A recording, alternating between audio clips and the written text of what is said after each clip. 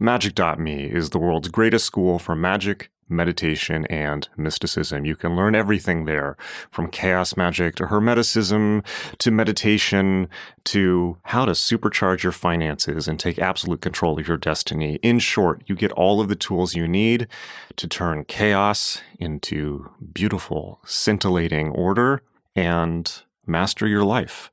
It's incredible. You've probably heard me talk about it on the show quite a lot. But check it out. It's growing fast.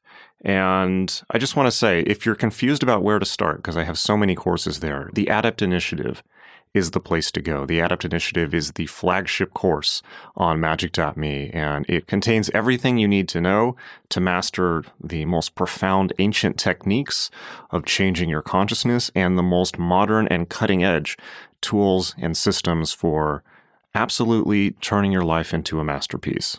You are really going to dig it. Go check it out, and I will see you in class. It's magick.me, magick.me.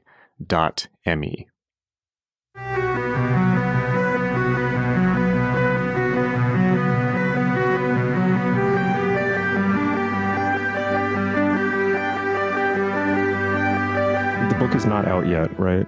It's coming out September 26th. Okay, great. So why don't we just start off then? Do you want to tell the audience, please, about who you are and your new book? Sure.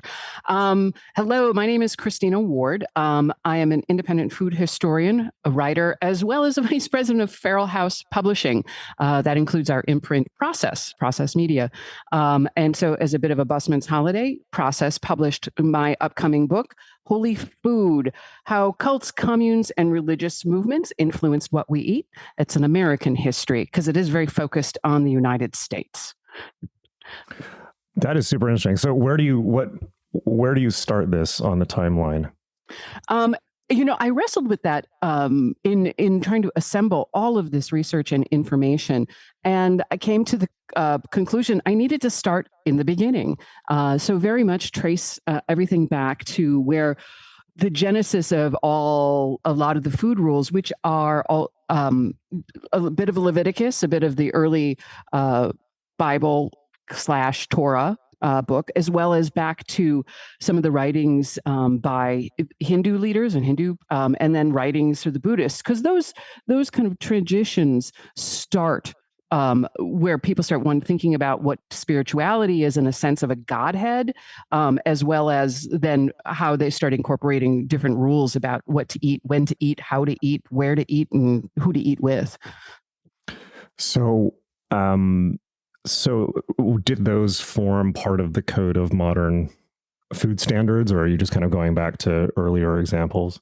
No, that actually is the basis. Everything that people were doing in the United States in the 18th, 19th, 20th century are all rooted in those kind of the three main traditions of, Hinduism, Buddhism, and then I lump everything like people of the book. So for me, the Christianity, Islam, and Judaism are really all of a piece and related to each other. So what were the dietary guidelines of those groups at the time? So interestingly enough, it's not changed too much. So when we get to Leviticus, which is Old Testament, traditionally Jewish food rules, the kashrut rules, those rules then translate to the Quran, what we call the halal rules, and the lesser so to Christianity, but they did incorporate many of those rules. So people may be really familiar with, like, don't eat pork, don't eat shrimp. You can't eat scavengers. So those are some of the basics. You can't mix milk with meat, things like that. So that comes out of the Jewish tradition that then, Islam and then Christianity.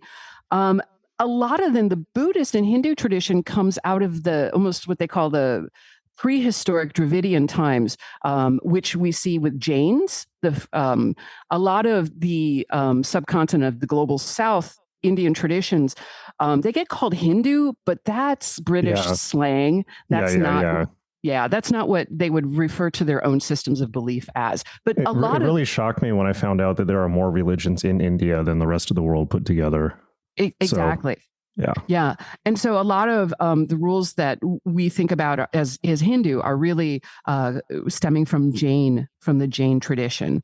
That's interesting. So my understanding is, because I went to Northwest India and saw where it had started. So my impression was that the Jains kind of happened in the mid second millennium, and they were the ones that kind of went hard into vegetarianism and a lot of what we now think is kind of like, I guess, like Indian health food. That was them. It was them. And it's funny, of course, funny in the sense of how disconnected Americans especially are from any sense of, I'm sure I'm being pedantic about food history because I think it's really interesting, but also just our own history as a people, as a human people, as just even tribalism, because some of the similar eating patterns of what Jains believed translates if you go onto the other side of kind of the Hindu ranges of mountains, you'll see very similar beliefs in what's called the Persian highlands. And so the ancestral home of Aryans, who then invaded northern India, northwest India. And so there is still academic debate about who did it first, who stopped eating meat first. Well, I was going to ask, I mean, I know that there's kind of the Indo-European hypothesis that states that, but I actually do not know the current scholarship on that in terms of if they, because I know that was a very popular theory for a while, then they threw it out, then they brought it back in. And there is a specific Indo-European genetic group, as we now know from 23andMe, but I don't know where the status of that, do people still are they still fully on board with that idea? There's mixed academic response. There's people that accept it, there's people reject it. So when something is that still in that kind of early controversial stage, I'm willing to say, here's what some of the folks are saying, but it's not concrete. Okay. It's still a lot of speculation. But to draw the dotted line, there's definitely a direct relationship between a lot of what's called Mazdazm, which is the modern incarnation, and Mazdak, the prophet from the central Persian highlands. A lot of his beliefs, and as well as then Zoroastrianism, Zarathustra, are related to Jain beliefs. There's a lot of overlap that would suggest that there's influence back and forth there. So how did these things, so I have two questions on this before we move on. One is, how did these Eastern ideas end up in America? I mean, I've never heard that there's a through line there. I would assume, okay, like Judeo-Christian stuff from Europe, but you're saying that there's things from Buddhism and Hinduism as a broad category as well. Mm-hmm. It happens a lot sooner than most people think. We kind of have this picture of, the orange-clad Hare Krishna, in late 60s, 70s, but there was a proselytation movement from the West Coast, from Japan. So from the Buddhist tradition starting in the late 1800s, because if we think about, and that was not considered like to recruit white Americans, these new Americans, to become Buddhists, but more as service to the community with the very large influx of Japanese immigrants coming to California, as well as Chinese immigrants. So not only is it Buddhist, it's different schools of Buddhism that are establishing themselves in California. And then by the turn of the 20th century, early 1900s to the 1920s, you see white people, you see white Westerners becoming a little bit more interested in the Buddhist traditions based on the establishment of Buddhist temples in California. On the other side, on the East Coast, is also the same time period, very late 1800s, is when different missionaries from different Hindu traditions come through. And this is where lineages can get really complicated, because in the Guru tradition, which is what we, for shorthand, we'll call it Hindu, there is this idea of lineage where the genealogy of your teacher is really critically important. And so there were different teachers sending younger teachers, acolytes, over to the United States to start doing this type of education and serving people. And 1920s too is when Islam and some of the organized Muslim communities in what we call the Middle East, it started actually organizing and sending over missionaries as well. So it happens a lot sooner than we think it does. And where was that, on the East Coast or the West Coast with Islam? Because I know the Hindu history and Yogananda and Vivekananda and all of that. I did not know about the Japanese Buddhist thing, and I didn't know about Islam in the 20s. So maybe just briefly, what happened there? Interestingly, I think, is they so of the major branches of Islam, we're most familiar with like Sunni and Shia, but there's another third branch that is significantly large, but considered heretical to the two other branches, and that's Ahmadiyya. And they're a little more open to thinking. And the Ahmadiyya branch of Islam went exactly in the 1920s where the workers were. And so you can see where this is going: Detroit and Chicago, because those were the largest areas of Arab kind of immigration in the United States to work in the different factories there. Wow, I had no idea. And how did that move on? Where did that go from the 20s onward? Well, the fascinating thing to me is because the Ahmadiyya is a much more open form of Islam. They're much more accepting, and it's a less rigorous practice, personally rigorous from a belief system, but less antagonistic to other beliefs. And so it was able to be adopted a little more easily than some of the more the groups that have a high control or barrier to entry. And so the through line is, if we think about the Nation of Islam, and if we think about what's called Moorish, the Moors, that is all a direct relation to those early Ahmadiyya missionaries in Chicago and Detroit. Super interesting. So then just the one question I want to ask about kind of going back to the past is, before getting to the 20th century, unless there's other stuff to cover in the 19th century, is why were some of these strictures in place? And the question to ask more clearly is, this is something that people talk about a lot. Like you look at things like, for instance, the restrictions on pork. Let's just take that as, representative of this topic. And people talk about this. They'll look back and say, like, well, there were strictures on pork because of trichinosis or whatever that was. There was a parasite in pork. And then other people will say, well, no, actually, it was specifically for religious reasons. And so I think a question people now will have looking back is, were there pragmatic reasons for these food restrictions or guidelines, or were they simply, it was like a religious, because I know a lot of times religions and cults will, like a classic thing is assigning their followers a low protein diet so that they are more pliable and easy to control. And that's kind of one of my suspicions about some of the Hindu hard vegetarian vegan stuff, which I'm sure will upset people that I said that, but oh well. Well, and that's, we're trying to deal with like a history, the reality, not people's, fantasies about what they, you can still have your belief, but, separate a little bit from how you got there. And so how you got there with the kashrut, especially, which is the prohibition against eating pork and shellfish and shrimp and scavengers. If you think about that from an unscientific point of view, following those food rules would lead to a pretty good food safety measure. So we know that pigs are not filthy animals, but perceptually they are. If you don't know how a pig lives, if you don't know the science, it may seem like a filthy animal because of, they cover themselves in dirt and mud as a cooling system. If you don't know that, why they're doing it, it's just a filthy animal. And so by eliminating those types of foods, the ones that, as you suggested, could make you very sick, you help your tribe survive. And so a lot of those measures can be interpreted and do get interpreted as like very primitive, very early food safety rules. But as you suggest, there's also just the control aspect about. And then identification. How do you identify a member of your tribe? Well, what he eats and what he doesn't eat is a really great way to both unify your group because you're all engaging in a very similar behavior. And also, again, that identification. We can all club together because we know that we're always going to get ground beef on our pizza, not Italian sausage, which is pork. That I haven't considered that before. That there's the kind of group identification aspect. That is super interesting. Yeah, personally, I don't eat pork, but that's just because I raise pigs in my backyard to dispose of corpses. So the whole thing is kind of like thrown off for me. It's just got a weird vibe to it. That's So just me, though.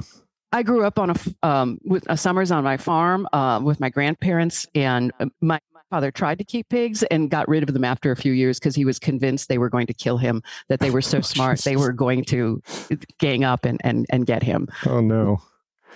So that's scary. Yeah, I know that there's a lot of research now that pigs are practically as intelligent as humans, and they're also the closest meat to humans. So I've heard the thing, you shouldn't eat them because it's so close that it teaches your body to break itself down. This may be an urban legend, but I have heard that. I have not heard that. And it's a fun thing to kind of think about, to take to its logical conclusion, is that, and if we think about cardiac surgery, they use a lot of pig valves for replacing heart valves. So I suppose if you have a replacement heart valve, you should never eat pork, because then you're a near cannibal. Yeah. One thing that's going to happen in the next few years is going to be really interesting is they're using AI to decipher animal speech. So, and they've already made progress with dolphins. And so, which is a very interesting use for machine learning. So, we're probably going to get to a point where we can actually cross communicate with animals. And that's going to be interesting because we'll see what they have to say about things. I think it's interesting as well. And as we go down this tangent, I'm going to add one more element as we get with global warming. And I don't know if you're paying attention at all to the growth of parasites. I don't pay attention. I'm not an attention paying person. I'm totally checked out of reality. Well, I think with global I'm too busy with my pig farm. I suppose there are lots of feeding, is the rise of new pathogens and old pathogens resurrected. I'm fascinated just because I have it myself, is tick-borne diseases are spreading. And one of the after effects of many of the tick diseases, it's alpha-gal, which is essentially a meat protein allergy. I have that.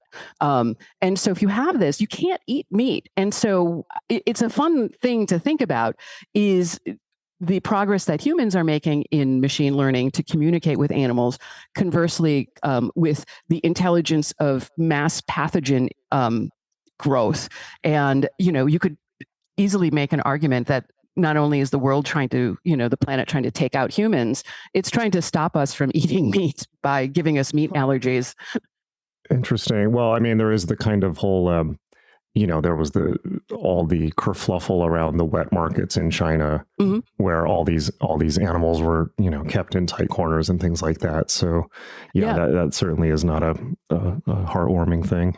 Right. Zoonotic pathogens are always a real threat to human beings. We're not a very resilient, just the carcasses. We're pretty susceptible to diseases and pathogens and all bunch of nasty stuff. So it's always just a race of like which species will dominate the home. Pigs. Definitely. Pigs. Interesting. I'll go with pigs. Interesting. Okay, so then I guess if we're coming back up to the 20th century. So how did, let me ask you this. What is the central thesis of your book? It's that cults have shaped and religious groups have shaped eating patterns in America? Or Absolutely. Is it more nuanced than that? Yeah, that's at the highest level, and secondarily, that we're unaware of the outsized influence. And then secondary to that is how connected all of these small groups are. And if we look just as a straight statistical, the Seventh-day Adventists, for example, not a huge portion of the population, yet a very outsized presence in the food world. They are early advocates from the late 1800s of vegetarianism and also of the great American capitalism, and start a number of food businesses. So if you're eating Little Debbie snack cakes, Seventh-day Adventists, Kellogg's, of course, famously from the sanitarium, that is Seventh-day Adventist. Morning Star Farms, all the fake meat, the Incognito and Morning Star Farms, that is all born out of the Seventh-day Adventist. That's super weird, because every time I've seen Morning Star, I always think of Lucifer, because it's just like what, and if it was done by Christians, clearly they must have seen the resonance. I I laugh at the same thing, but that's also the kind of the really interesting point of this is so many of these groups, especially the Christian influenced ones, are just mining like what they accepted books of the Bible. Most of them are working off of like the King James-ish version, especially the Protestant influenced sects and groups. And they'll just pull out a random, to me, a random line, a quote, a saying, something attributed to God or to Jesus, and make that the rule. And it becomes really fascinating of just how things are interpreted, and then that interpretation, grows and takes on a life of its own. Well, what's an example of that happening? One of the main ones is what they call the Edenic covenant. And it's like God's promise to mankind if in the Garden of Eden, is that man has dominion over all the planet of, everything, living plants and animals over the earth. Now, a lot of people have interpreted that as we can eat everything. We eat whatever we want. If it's people, eat people, whatever. And conversely, a lot of groups have interpreted that in a 100-degree opposite, which is that, oh, no, we're the caretakers of the earth. We can't eat those animals. We can't eat it. And so, again, something as very simple as that one line becomes, again, the genesis of new belief systems, as well as then even what they call Acts. There's a saying attributed to Jesus Christ that, the community of believers, if you're truly one of the believers and the select believers, then you need to live in a community. And so that is the line that gets everyone to communes, and especially religious communes, and the separatists, the idea that they need to live only amongst themselves. Yeah, it's always a good recipe for living a healthy adult life to only surround yourself with people that agree with you. That's always, I recommend this for everyone. and the other key to success is make sure you have a committee or at least one or two men deciding who gets to have sex with who. Because that always works. That's what they call it. That's a great life hack right there. That always works out. That's really... it's interesting that one line in Genesis about having dominion over the birds and of the field and all of that.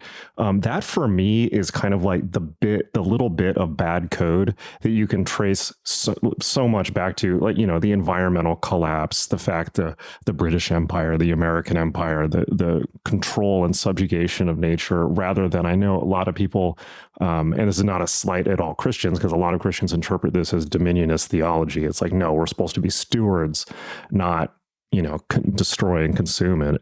But it's amazing how much goes back to that one split on how people interpret that first part of Genesis, which is a fairy tale. So it's like we shouldn't even be interpreting it anyways, in my opinion, because it's a fairy tale that people made up 1,000 years ago. There's nothing to interpret, but so here we are. Yeah, I'm atheist, and that I worked really hard to take a non-judgmental tone in looking at all of these groups. At the same time, sure, I have opinions about it. And one of the things that, as you point out, that became really apparent is just the willingness of people to look for a way out, an explanation, and that idea of people want to do what they want to do, and they often ascribe their internal ego-driven motivations to a holy person as like kind of a panacea to get away with it. Yeah. Like you're talking about the environment, is so somebody can suck out all the carbon-based oil and energy because God said, we rule the planet. I mean, it's idiotic. Right. It is. Yeah. I woke up this morning reading, immediately started reading Letters to a Young Contrarian by Christopher Hitchens. So my mind is in that zone right now. It's like, I'm a Hitchens fan. I'm with you. Oh, he was great. He was great. I mean, what a wit, and what a writer, and what a speaker, and firebrand also. Yeah. He's always refreshing for me. Yeah. He and Gore Vidal. That's, I love Gore Vidal. Yeah, the Dream Dinner Party. That's yeah. Have you ever watched, this is a tangent, but have you ever seen one of the things I do just to chill out if I'm too stressed out is there are tons of on YouTube, there's tons of episodes of the old Dick Cavett show, so you can see like Gore Vidal arguing, like baiting Norman Mailer into freaking out and things like. if you watch anything, I just recommend look up Gore Vidal versus Norman Mailer with Dick Cavett moderating. Is the funniest thing you'll ever see. Like he and this other woman just like wind up Norman Mailer into like just blind like rage, and like you can see like the microphone like come in from out of frame because it's in the 70s, and highly recommended. Anyways, yeah, those are fantastic interviews. Everybody should, you'll do yourself a favor by watching. Oh, you've seen them? I've seen them. Yeah, they're fantastic. Aren't those great? I mean, yeah, they're fantastic. Yeah, absolutely. Okay, so whenever I get too far down the rabbit hole of looking into religious stuff, I'm like, okay, we got to take a break here and go back to I need a hitch slap, because it is scary. Because the whole thing about religions is that they're internally consistent narratives that promise to have the answers to all human problems if you just follow them, and that's a very tricky reality tunnel sometimes for people to get out of once they're in. It is, because I look at it, it's a logic exercise. So if you're committing to this system of belief and you follow it to the logical endpoint, and I'm saying it's a faulty logic, but if you follow that internal logic of many of these groups, and from Catholicism to, Adidam, you're going to end up with a bad outcome, because the logic is so flawed. And that's where you hit a crisis point for most of these groups, is they reach like the zenith. They reach that end point of their internal logic, of their systems of belief, and then they're stuck. They're stuck because either the world needs to end, or they need to be the rulers of the entire world, or something needed to happen and it doesn't happen. And so that's when these groups implode. And implosion can be horrific. Like we talk about, you see mass suicides like Heaven's Gate, or then you see sects break up, and then I'm saying SDA, Seventh-day Adventists, but if we look at really the history of Adventism, that is a multi-pronged group. David Koresh was considered himself the inheritor of William Miller and the true, holder of the beliefs of the Seventh-day Adventists. I did not know that. That's interesting. Yeah. Well, I grew up like Heaven's Gate happened 15 minutes from me when I was a teenager in San Diego, and I now live near Waco, where David Koresh happened, it's always intense because Waco's on the freeway north from Austin, and you drive by the Waco Cemetery, and it's just like, there's probably a lot of Branch Davidians buried here.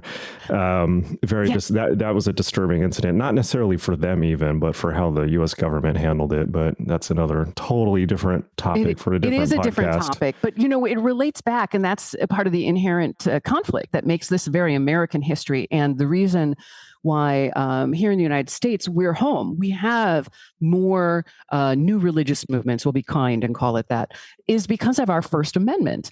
That establishment clause in the First Amendment is led to a lot of freewheeling spirituality and cloaked versions of spirituality, businesses disguised as churches disguised as businesses. And it's only here in the United States does this happen. Sure, you got Raelians in France, but it's I forgot about them. It's been a while. Yeah, because it's only here that we could cook all this stuff up. Well, and also, and that's the tension, because then the government is still like, wait a second, you guys have all these rights, but again, when your rights start bothering us, then we may have to do something about it. The reality of religion in America is that it's financially incentivized, because you don't have to pay taxes if you're a religious organization. So there you have it. I mean, it's everything's money in the end sometimes. Yeah, I do go into that in the book a little bit, because I felt I really needed to set that scene so people understand. You don't get to David Koresh unless you get to, the Finneyite of the 1700s, the end of the world Millerites of the 1840s, to the change of the tax codes in the 1890s through to the 1904. All of those things are layered on top of each other to just really catch fire in the 20th century for all these new religious movements to be able to really grow. Yeah, I feel like the ultimate business plan in America is to start a religion and then use the religion to buy real estate. so that you're not paying tax on religion, which is what Scientology does. And it's like people make such ungodly amounts of money. I think the biggest landowners in the world, and certainly in America, are the Catholic and Mormon churches. So I got to the point with religion where I was like, as you probably know, and as my listeners know, like I'm interested in spirituality and things like that. I'm primarily interested in the techniques, and I want to put them on scientific footing to see what's actually going on there, because I think that there's really useful brain change techniques that have been buried in these things, like yoga and meditation and things like that. But I got to the point a couple of years ago, particularly living in LA. I live right next to the big Scientology building in Hollywood, where I just had this moment where I was like, you know what? Religion is a real estate scam. It really is. It's like Scientology, they don't even have that many followers, but they own property all over Los Angeles that they don't pay any tax on. And I'm like, it just suddenly became so clear to me. It's like religion, at least in America, religion is a real estate scheme. It's a tax scheme. Yeah, absolutely. The belief doesn't really matter. So that was a kind of a sobering moment for me, but it's good to have sobering moments because then you see through delusions, I think. I think it's important to be clear-eyed about this. And again, if somebody wants to believe, go ahead. You get to believe, but, have a little, bicameral separation that you can hold science and facts in the same place as your faith in something. Yeah. But it also goes to what you were saying about like the scientifically proved potentiality of some of the foods. And that is another influence of how these things became religious. If I'll go back to the SDAs and Little Debbie snack cakes, because everybody remembers those. I'm not sure. I always thought she was up to something because the Little Debbie trucks would pull up to my high school. I'm like, what the it's so weird. Yeah. Yeah. I mean, it's everybody's really mass consumer. It's your first introduction to carob, because that ain't chocolate. That is not chocolate. That's carob. Say more about that. So carob is a plant-based substance. It's a food thing that could be made. It kind of tastes a little bit like chocolate, and so it's mixed in and made and so coated. But the other name for carob is St. John's bread, and St. John's bread is called in the Bible when Jesus famously fasts for 40 days. Again, doesn't eat to cause hallucinations, because that is scientifically proven to generate visions. Then when he comes out of the fast, God gives him, the manna from heaven, and it's St. John's bread. It's a plant. It's a plant. And so Is that the same plant that chocolate comes from, or is it related, or is it a totally different plant? It's a different plant altogether. I didn't know that. I thought it was the same plant. That's interesting. Yeah, it's a different plant. They may be genetically related, and I should know that, but I don't. I'll find out and email you. I like facts, and I thought they were the same plant for some reason. Anything if I don't know. No, it's a different plant altogether. Yeah. Okay. And so that becomes, there's a lot of then religious connotation imbued in St. John's bread, in carob, and now the Seventh-day Adventists use it as essentially a chocolate substitute, and everybody eats carob, and we've lost that connection to where the religious was inspired. And then going back to even, we talk about Zoroaster, the sacred Hayoma, there's scientists and scholars that have kind of back researched what the Hayoma was, the beverage, the sacred beverage to drink to cause hallucinations. Well, it's a combination of ephedra, the plant, which grows naturally in the Persian highlands, and science is pretty sure a little bit of amanita mushrooms. So. Well, I should make up my own energy drink version of that. I always thought it was Four Loko, but I guess I was wrong. So, I think it's really interesting then. So not only do we have, early food safety and then hallucinogens, we are always, as humans, we're very attracted to mind-altering substances, and we tend to sacralize them. Yeah, very interesting. So then, so bringing it up to the 20th, I mean, I have a couple specific groups that I want to ask about, but I don't want to kind of take away from the flow of the narrative of the book. So kind of when we enter the 20th century, what groups do you start looking at? I tried to pick examples that were like the best examples of both the belief type and a group that had a food culture, because not every group did have a food culture, but a lot of them did.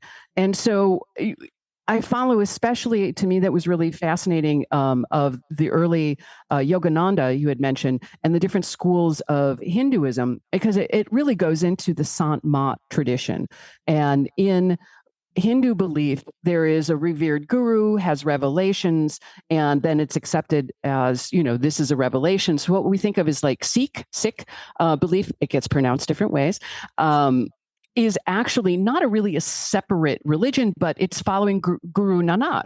And it's like kind of guru driven. That becomes really important when it comes to the US because it has those lineages of different types of belief, as well as that tradition of a leader, of a spiritual leader who is giving out these dictates and people follow them. When you're in India in the 1800s, those are usually limited to monasteries and not, don't apply to everybody else. Comes to the United States, they sever it, much of it from the actual rigorous spiritual practice.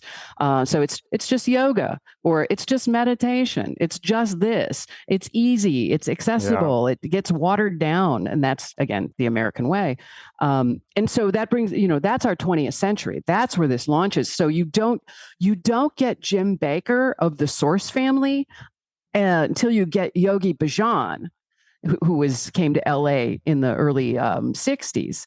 And you didn't get Yogi Bhajan unless you got, Yogananda, who came to LA in the 20s. And so there's a lineage between all of these guys. And it's those Hindu gurus that really super influence what we think of as modern cults.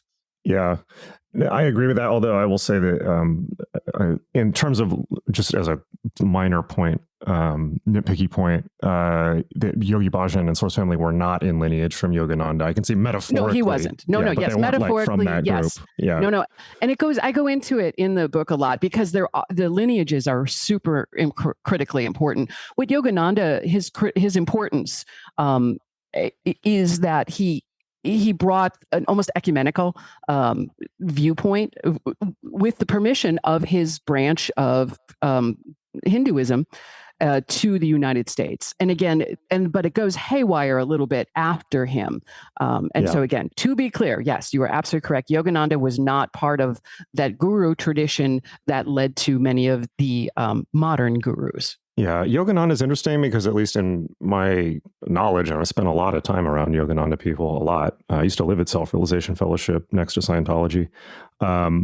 He was pretty clean. I mean, I think there have been some like rumored scandals and things like that. But if you put him next to like any of these other guys like Adida or Source family or whatever, it's like this guy was pretty squeaky clean. I mean, he was pretty like he presented yoga in a church way. It was like not like a drug and sex group. It was super conservative and straight laced. So, but it certainly was not that way afterwards. And I think from the 60s onward, things got a little hairy. It did. That's when it started going. That watered downness, the next generation. It's when it again severed from the rigorous aesthetic practice of the monasteries. When it comes to the United States, that's when it starts to again, as I said, go off the rails a little bit. And again, very American. That's very American to do some cherry picking, to take what you like out of any spiritual tradition and kind of clump it together to make your own.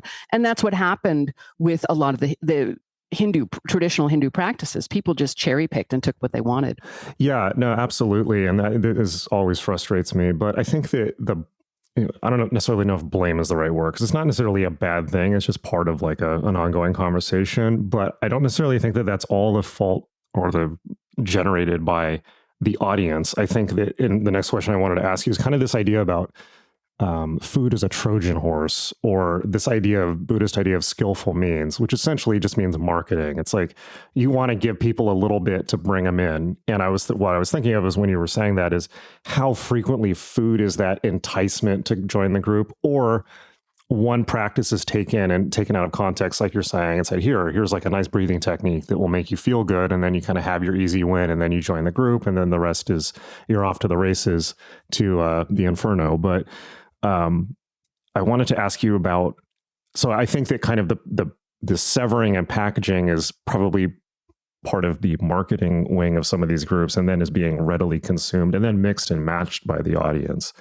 There's a tradition in a lot of the Hindu spirituality traditions of a free meal, of feeding people. It's considered a part of the blessing, to share the blessing. And so, from the traditional, so this idea of feeding people. Okay, so we've got that.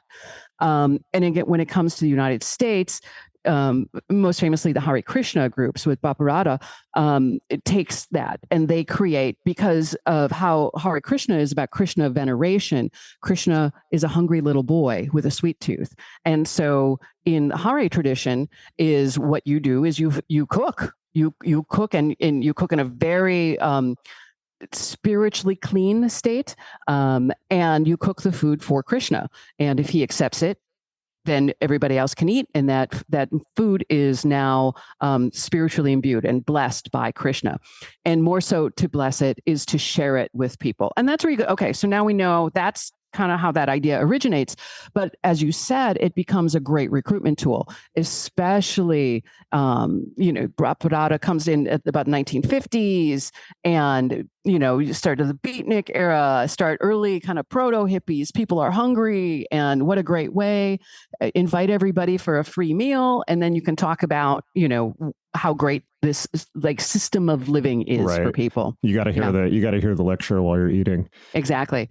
Yeah. I like that too. Is again, small tangent, is that if you look at like the late 70s, 80s New York hardcore music scene, a lot of the guys were homeless or squatting, and they were near the New York temple, and would just go and eat at the temple. Oh, and that's right. I heard about that. I forgot about that. A lot of those guys from that scene became Hare Krishnas. I think a lot became Orthodox Christians also under Father Seraphim Rose in LA. But yeah, that I thought there was like a real pipeline from hardcore to kind of hardcore spirituality, I guess. I don't know. Yeah, and what's funny is sometimes there are folks who did actually join up, and other folks, if you talk to them, I always find it amusing when people use like the jargon of a group and they don't realize it because they've just been around it so much. It's so just inculcated in them, and so I've heard talking to some of the New York hardcore guys, they use a couple of the Hare phrases and they don't even realize it. Like what do they use? I've heard it's a very common Hare thing to talk about. Oh yeah, it'll be over in 7 years. Everything is in the life cycle of 7 years. Like, okay. So it's like, okay. Yeah. Yeah. Okay. Yeah. His history definitely validates that. And again, the recruitment comes to is, I'm thinking, when we talk about recruitment, it goes back to the 1800s. We talk about the Oneida.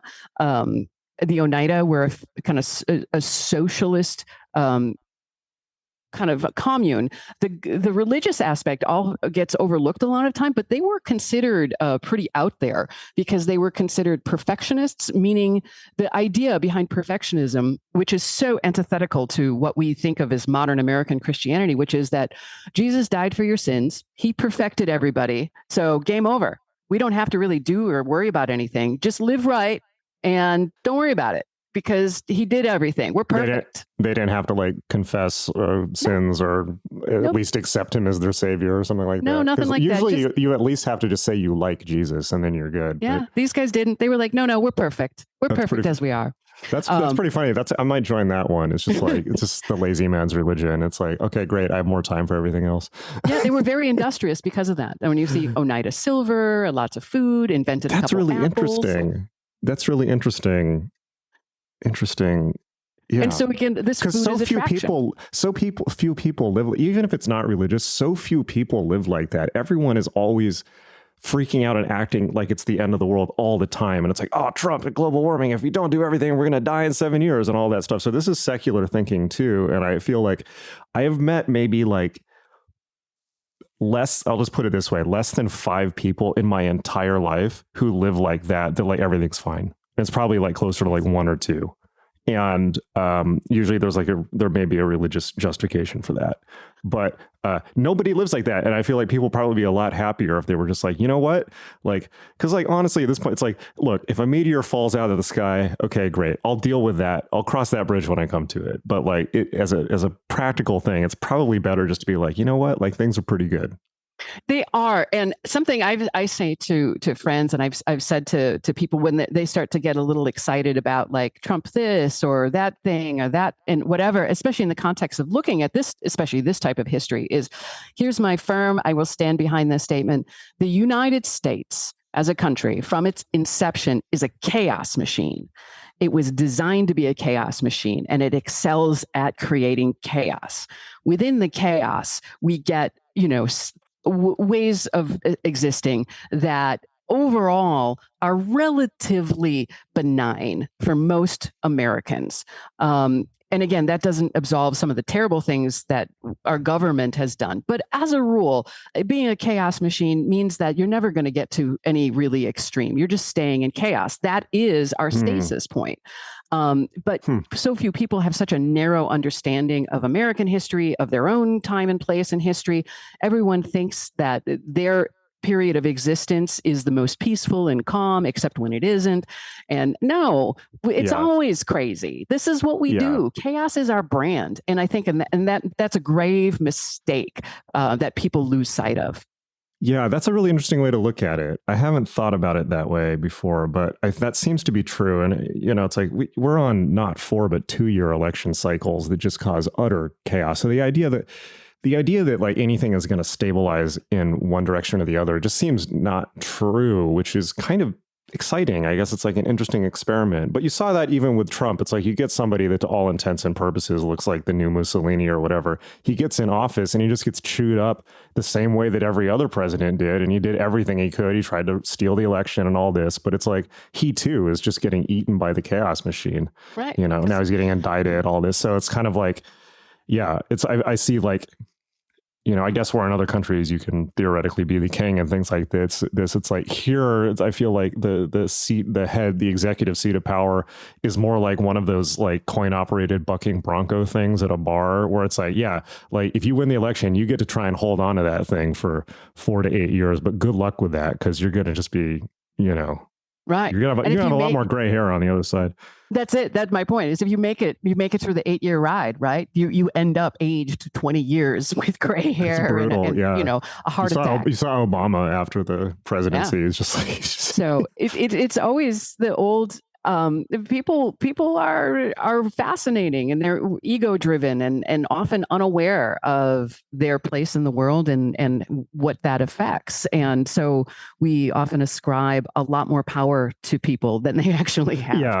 Yeah. Well, they become symbols as well. And I think, it's like when the whole thing about Trump, not to get on a tangent, but it's just like, I was so angry for the first 2 weeks of that. And then at the end, I was like, you know what? Like, I was burnt out. I couldn't be angry and fight people online anymore. I was just like, you know what? It's like the world has suffered thousands, if not more, Donald Trumps, and it will suffer 1,000, if not more, in the future. If you look back at not even any considered bad ruler prior to like 1950, but like basically any ruler, like they're all brutal, sadistic sons of bitches, and it's like, or daughters of, and it's like, that's just kind of the nature of the beast. And it shows it's an interesting benchmark because it does show how far we've come, that our threshold for what we won't accept is so much higher than it was in the past. And I think that's a good thing. I mean, we should be constantly demanding a higher quality of things. Absolutely, we should. And within that milieu is the only thing, and I won't say I fear it, but I would like more people to become aware of it, is that pervasive influence and power at this point of religion, in general, but specifically some of these Protestant sects are a little out of control at the moment. So they need to get like the kind of the boop snoot. They need to get the whack on the nose. They're a little getting over their skis. So yeah, I completely agree, and I think it's interesting. I was reading this Christopher Hitchens book in the morning, and there's a line in there he quotes from, I forget who he quotes from, somebody else saying it's like essentially that criticism of religion is the root of all criticism. It's like that's the thing, and when you have adults with the technological capability that we have, the destructive capability, not just nuclear weapons, but bio, nano warfare, all this stuff. And in their minds, they're telling themselves something from a book for a 4-year-old. It's I mean, how much scarier does it get? And the book is telling them, there's not only do you run the world, but there's going to be a like Holocaust at the end of this story. and it's you versus everyone else, and they're all going to hell, and you're being saved just because you believe in magic sky daddy or whatever. So, Right. And that's a real thing. And so it's kind of like the whole point of my career is I've been like, look, you need to look at these religions because they're the code that these they're upstream from politics. These are the scripts these are the game. Religions are the role playing games that people are out in public making policy, trying to play, and so the code that they're following matters. It's not just like it's not just like a clothing they're wearing.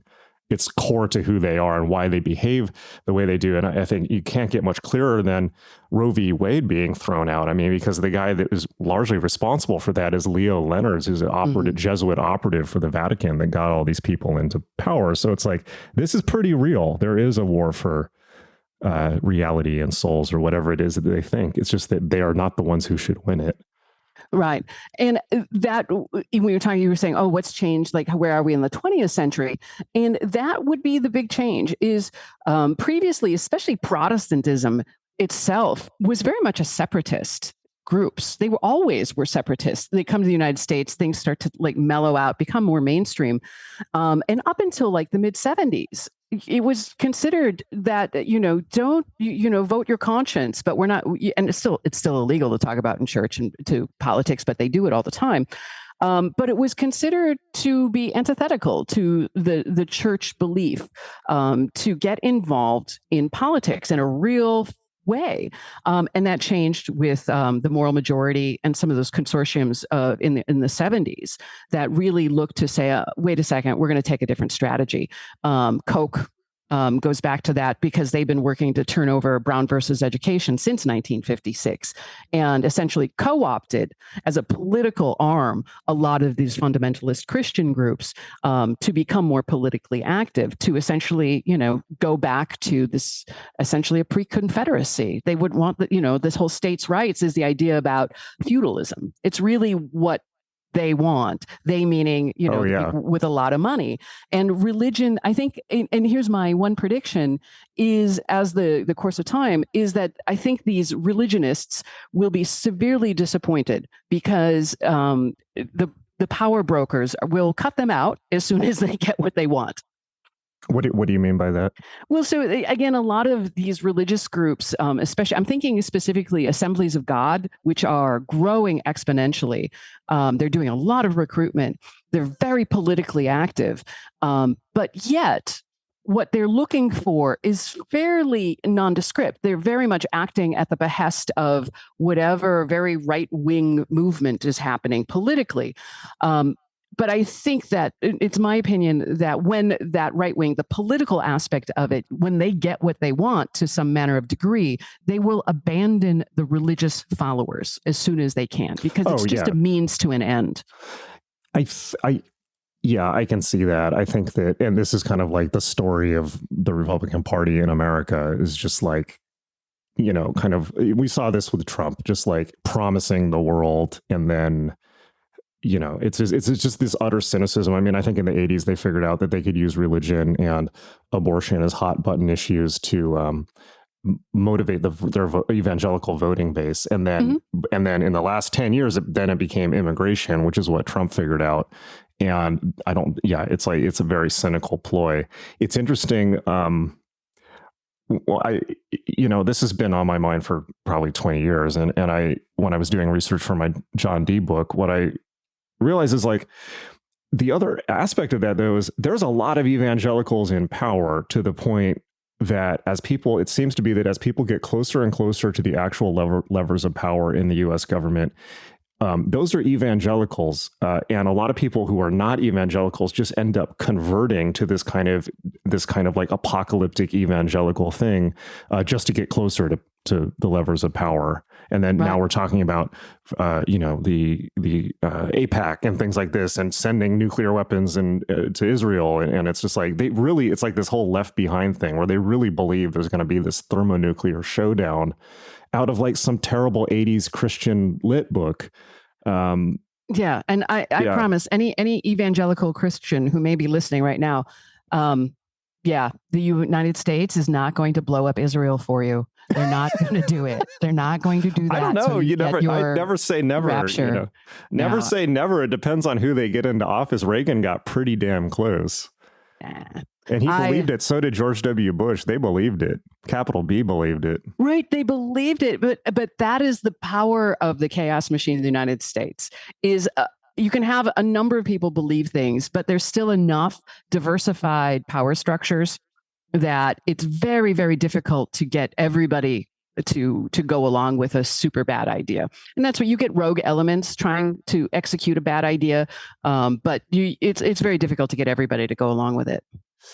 Yeah, although I'm not necessarily sure if I call the evangelicals a rogue element because they're pretty damn entrenched at this point. And it's interesting also looking back at kind of like the history of counterculture and the culture that, we and probably everyone who listens to the show has been involved in. It's like in the 80s and the 90s, it was so clear that the enemy was the evangelicals and the moral majority and the satanic panic and things like that, which comes up all the time on this show. And then that was less clear during the kind of Obama years, or it's actually less clear it was clear during the Bush years because of the religious overtones of the invasion of Iraq and Donald Rumsfeld and things like that. But I feel, at least personally, I kind of lost sight of it during the Obama years because it's like, oh, look, we have an intelligent, enlightened, rational president. Maybe we'll actually catch up with the rest of the world now. And then it was like one step forward, two steps back. And so I don't know if up till the point, I know just the demographic stats on churches is they are all dying except for the Catholic Church, which is growing in Africa and Mexico. So it may just be a waiting game. The other one, again, I'll go back to the Assemblies of God. They're the ones. They are growing exponentially. Oh, is this the storefront ones? No, usually the Assemblies of God those are the mega churches. They always like to claim that they're non-denominational. It's all rooted in the Assemblies of God movement, which is a racist movement from its founding. I don't know anything about this, so please enlighten me. Okay, so this is again, I go into it a little bit because I think it's important. Again, these lineages, people may be familiar with what's called the Azusa Revival, which happened in Los Angeles. That is the idea of speaking directly to God. Again, taking a couple of random Bible verses, speaking in tongues, the whole jerks and passing out. So that is part of the manifestation of Pentecostalism as, a belief. It starts spreading through other preachers that come to visit Los Angeles. They think it's a great idea. Charles Parham starts with, organizing it. You see the Church of God in Christ. And then it was a totally desegregated movement. 1910s, early 20s, a lot of these new religious movements were vehemently anti-racist as well as desegregated. A group of very racist Texas men who were Pentecostal and did not want to be under a black bishop purposely had a big meeting in Dallas and formed the Assembly of God. And in the earliest charters, they actually exclude Black people altogether from being a part of it in any way, shape, or form. And so the roots of the Assembly of God are again, in Jim Crow. It's all based on that. So those groups are growing exponentially. And as well as the recruiting, which I think is fascinating, and I don't think mainstream media is paying enough attention to, is how much these evangelical Protestant Assembly of God type non-denominational groups are peeling off Hispanic believers from the Catholic Church. The largest segment of growing both in the United States, in Mexico, in Brazil, is Assembly of God, and they are growing like crazy. Huh. That's really interesting. I know that the one thing I had heard, at least in LA, the Pentecostal movement is going through the roof. I mean, that is like the one thing that's taking off. And that's like kind of like you see the storefronts where there's just seats and a guy with a microphone. It just looks the size of like a I don't know, a Yeah. T-Mobile store or something like that. And everyone's wiling out in there in this, like, could be, I've seen them in malls and things like that. Yeah. And you see them all over LA. Is that the same thing? It Or is the that, same thing. Yeah. It is. So yeah. Okay. They're already, because part of the Assemblies of God, they're all loose affiliations. And this is where the direct lineages get really messy. There's lots of crossover between that guy, this group. And then he's going to take it. He apprentices essentially under one preacher, and then he splits off and does his own thing. So there's a lot of that, almost like the multi-level marketing scheme aspect of it. In these kind of storefront churches, in the Assembly of God, in these Pentecostal movements. Multi-level marketing, I think, is the true religion of America. I had a friend who said that America itself is an MLM scam, which I think is pretty on point. It is. I was just pontificating to my husband the other day about the only thing that America produces is profit. That's our only actually commodity, is profit. And so to think otherwise is to fool yourself. Or profits. Yes. Interesting. I wanted to ask you on a totally different tack about Germans. So one thing that I found out about recently is how the health food movement, as we currently understand it, kind of originated in Germany at the first part of the late 19th, early 20th century, or like what we now think of as hippies. That was from Germany early on, and they kind of came over and started. I believe the first health food store in the U.S. was in Santa Barbara, started by German immigrants in like the 20s or something like that. The Richters, the Utrafon. Okay. Utrafon, which is kind of like a, kind of a phonetic Greek word for, good health. And that's how that started. So you're talking about, and your history is spot on, is the nature men. And so as it was in the late 1800s, early 1900s in Germany, as essentially as an antidote to this industrialization and the growth of cities, in Germany, there was a movement to go back to nature.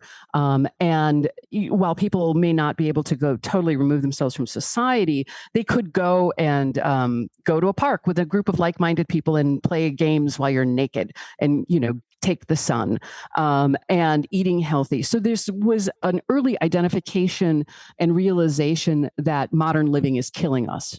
And so that's where that started. It took many different pathways. And one important one to point out is that what we understand as medicine was really quite new as a science-informed study. And so we get naturopaths and this idea of naturalistic medicines, plant-based medicines, as well as Rudolf Steiner, his ideas on biodynamic farming. These are all different little like pockets that were part of that nature mention movement.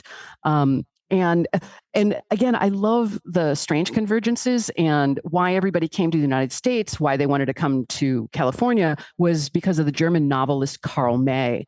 Karl May, who wrote cowboy and Indian stories, Winnetou was his character. Those are still popular to this day in Germany. They sell billions of copies. And so for a German, especially in your 1920s, your most ideal version of the United States is this romantic Wild West version of Indians living on the land and living free and pure. And if that's what you want for yourself, you're going to come to California and try to attempt that. And that's what Willem Pester did. And go ahead, sorry. Yeah, no. So he was one of the first of the German naturemen that came over to essentially live in one of the like Palm Desert canyons as a hermit. It's super cool. There's a lot of like dark points to make on that I'm just thinking about, which is one is that from what I understand, Karl May was also one of Hitler's favorite writers. Like he would consistently, that's all it's either that or him and Zane Grey, but he would constantly read Karl May.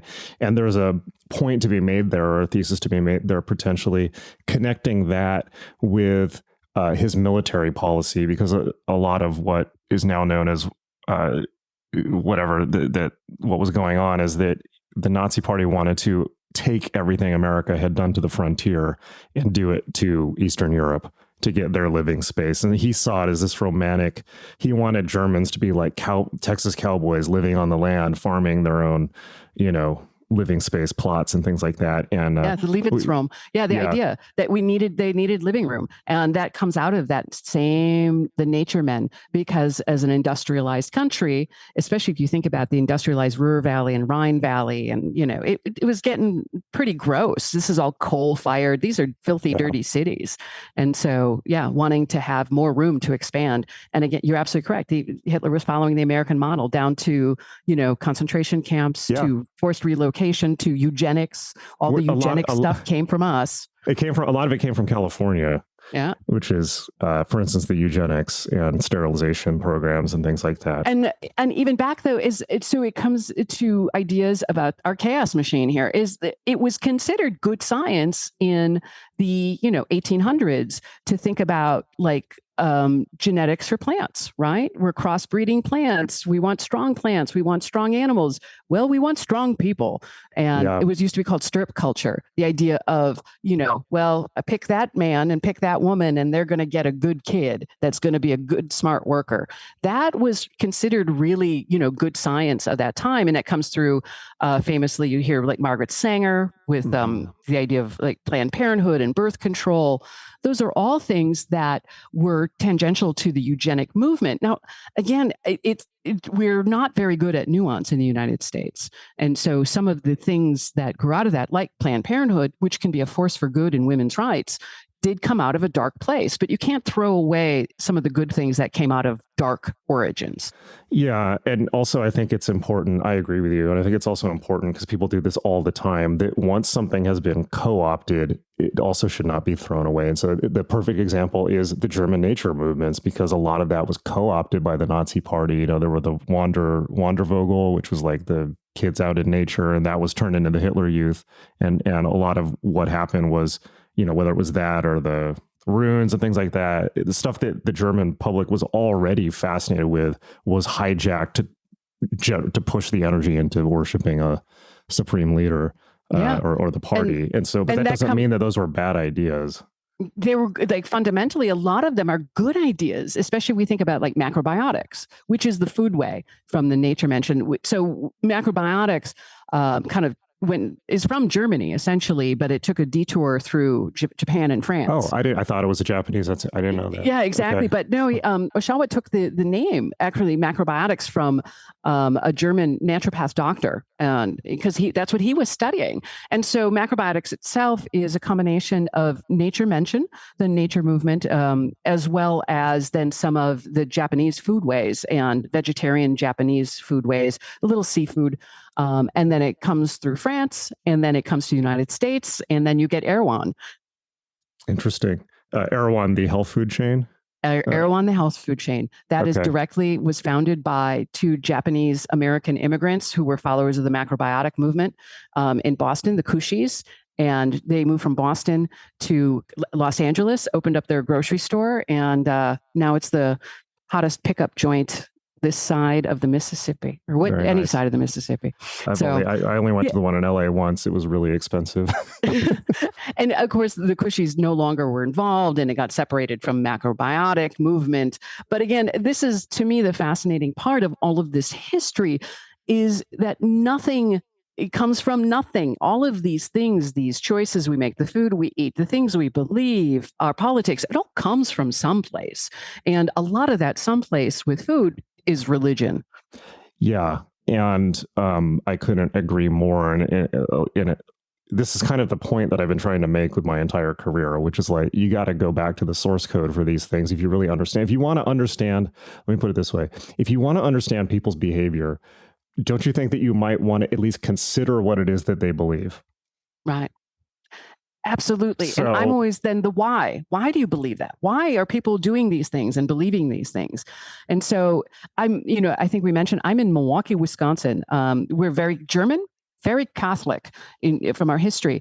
And if you think about Catholics, there was the food prohibition during the Lenten season, and it was no meat during Lent. Then that got watered down to no, just on certain days, on holy days.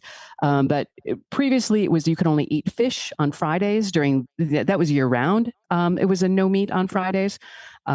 But now we have a whole cuisine, the fish fry. It's Milwaukee, Cleveland, and Buffalo. You can go anywhere on a Friday night from a tavern to a church, and you can get yourself a fish fry. That sounds good. It is good. And it's, and people don't understand that this very common food tradition is rooted in the Catholic Church and the Catholic belief systems.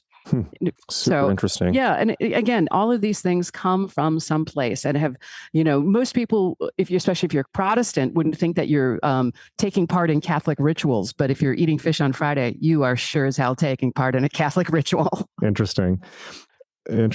So I want to ask you a slightly devil's advocate question, which is that, because this is something that I've been thinking about recently, and if we look at these movements, whether I'm thinking specifically, you said just shortly ago, that people believed, this German movement believed that the modern living was killing us, right? That's an extremely popular idea. It's widely accepted as true in the 20th and then 21st centuries, but it clearly didn't come out of nowhere. And so my question is whether it's these kind of new religious groups or fad diets or, things like the occult, counterculture beliefs, or even like being in opposition to GMOs and things like that. A lot of people have made the point, and I find it hard to argue with this, that a lot of times what the reason these things exist is that it's a protest of capitalism. It's like, or a better way to put it is, the system, or rather the growth of all these alternative belief systems is a coefficient with capitalism, meaning the more alienated people are, the less power they have, the more like factory people they're living, they're going to look for a pressure release. And that might be an occult belief system. It might be a fad diet. It might be any of these things. So then the question there is like, how much of this behavior is rationally motivated because people are actually looking for something that is in the objective scientific scheme of things going to make their life better? And how much of it is simply just a protest of the conditions that they're living in, that is perhaps less sophisticated than, taking like a class analysis or something more productive? So I think to go back to like we think about earlier times, the act of going against an established state religion is transgressive. And so anytime you're going against a mainstream belief, religious belief, cultural belief, food system belief, it's a transgressive act. It's a transgressive act of autonomy, as you're making a choice. And I think to what you're saying is there are a small percentage of people who will look either for that transgressive outlet.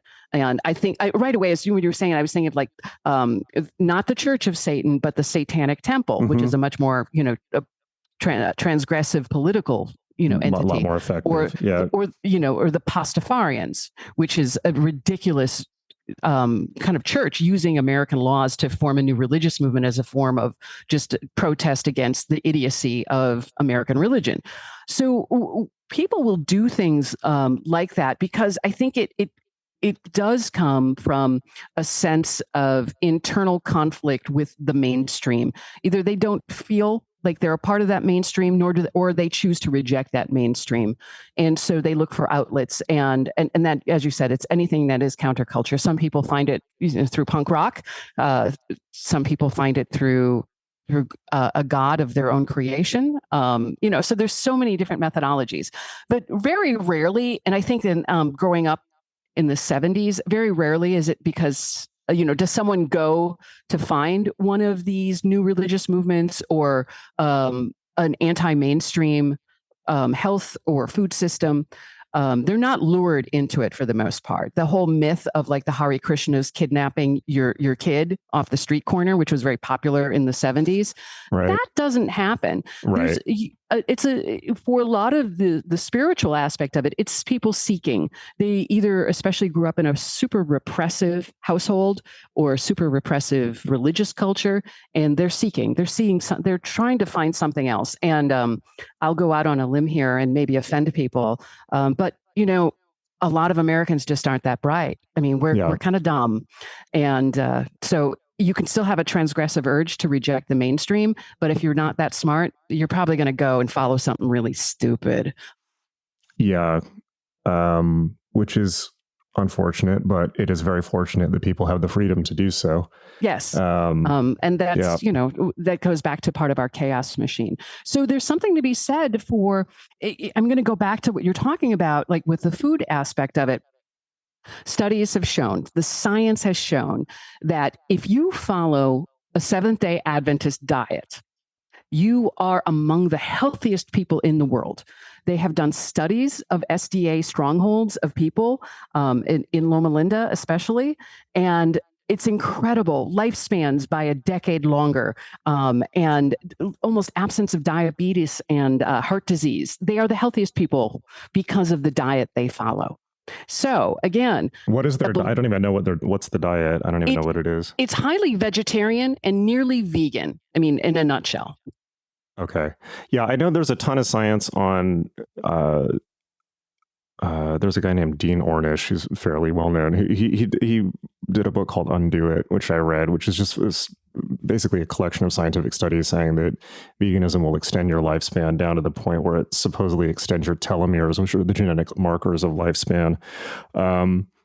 But I don't know. I think that like diet faddism, I've noticed is one. It seems to be in America specifically, diets. Like, it's amazing to me how fixated people are on food. And I think that diets in America are, on one hand, obscene and hilarious, because it's like, for all of human history, people's problem has been how to get more food, and Americans' problem is how to eat less food. It says a lot. But I feel that diet fads are a primary way that people get a sense of agency and control over their life, because they don't have any other way to do it that they can see, at least. And also, and I hadn't considered this before until you were talking about people identifying as groups. I hadn't thought about that at all, but I think that that's a huge way. America, post-70s America is very much about like consumer tribes. And it's like, you can join the CrossFit tribe, you can join the vegan tribe, and you've immediately got a network, potentially. But my kind of what I'm going to is like, how much of this is just fulfilling secondary psychological needs and how much is actually of value? And I think some of the value happens by accident. I mean, if we go back to Maslow, the hierarchy of needs, and one of those needs is the social, is the community. And the modern American life is the breakdown of kind of that sense of small town, of community, of multi-generational family units. As large as the United States is geographically, whereas you may have spent your entire life in your own neighborhood and not really left. You married your high school sweetheart, and it was a very narrowly defined life. We're way spread out. Our families are much more disconnected, and people are missing that element, that social element. And so that tribalism, that inherent need to find other people that will essentially reflect ourselves back to us, because that's what it is. We want to find out, you like smoothies? I like kale smoothies. What kind of smoothies do you like? Where do you go to yoga? And all of a sudden, we've built some sort of, artificial social interaction based around what we consume, especially as food. And again, it comes down to food is a great trust builder. If you think about food safety, just from food safety, that aspect of it is, if you prepare food incorrectly, you will make someone very sick. I'm also a canner. Interesting. And if you can something wrong, you can kill them. And so sharing a meal together, eating someone else's food is a supreme act of personal trust. I've never thought of that before. That's really interesting. And so when we do that, we talked about like the Hare Krishnas in a communal sense, there's an act of trust and trust building there, which of course then builds social bonds. Yeah, no, it's amazing how simple human beings can be. I mean, it's just like, the way to someone's heart is always through their stomach. Always. That's why the tagline, my running joke when I started this project, and I had started this project when Adam Parfrey was still alive. And that was, he and I had made the joke, does God have a recipe? That's the tagline we use for the book, because it's like, does God have a recipe? Manna from heaven. He just drops it on everyone. So let's bring it up to the 60s. There's lots to talk about there. The 60s are certainly when people started becoming very aware of kind of health food in general. I mean, I remember even when I was there's kind of a straight line from the 60s to now. And I remember even growing up in the 80s, there was like one health food store in San Diego that was called Boney's. And it was like, back in the day, I'm sure you remember, health food stores were like gross. They smelled like petting zoos. It was just like, it was not like Whole Foods. It was just like kind of like rows of, like, what do they call those, like dispensers of dried grains that you'd never heard of, and like Sprouts. And it's just like, you go in and you just get like the smell of death from it. And it's just like so unpleasant. And that's changed a lot. I mean, there's, obviously been a lot of vegan science and so forward on making health food actually taste good, but it used to be pretty gray in general. But I remember even then, a lot of these health food stores were still connected with cults. I think that one was. And now, now it's almost the opposite, because now we have Whole Foods, which is run by a right-wing maniac. And so it's like the opposite. But talk about the 60s and how this changed then, and what groups were pushing this. So what's the interview? I keep talking about the lineages. So by the time we get to the 60s, we've already seen some of the traditional religious movements send their missionaries, and these ideas are now in the soup, so to speak. So post World War II, there's a whole couple generations that are coming, either older groups that are coming back from the war and totally dissatisfied with life in the United States, and then what they call the baby boom generation, growing up in kind of a repressive 50s kind of era, and then also feeling like the United States as it is not how we want it to be. And so there was an embrace then of counterculture, so much so that calling it counterculture is almost a misnomer. It was so pervasive. By 65 to, I'm going to 75, that's when the 60s were, 65 to 75. We make a mistake sometimes by not including the early 70s, because that's really when a lot of things happen. And so it was accepted. And universities don't discount also the power of the GI Bill. The GI Bill was a cultural force for incredible change. By allowing any of the veterans of World War II and Korea to essentially attend college of their choice without having to pay for it, because they paid in blood, it was able to expose a lot of people, men especially, to ideas that they may not have been able to encounter in a small town or in a very provincial style education. I'm thinking in the Midwest, you have a lot of state schools that are forward. It's not like Berkeley. So again, in the general mix were a lot of ideas. So we've got all of these groups coming, and people have already embraced ideas about yoga and Buddhism and things like that. And then now it starts to just snowball exponentially. It just starts to grow.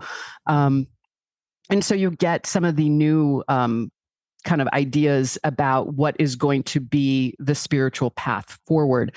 A couple of people stand out. We talked about Yogi Bhajan for a moment. He's important because he was trying to form his own groups in India and got in a lot of trouble because the Americans were coming to India. That kind of gets called the hippie trail of seeking out spiritual leaders and drugs. And they would visit Yogi Bhajan's ashram.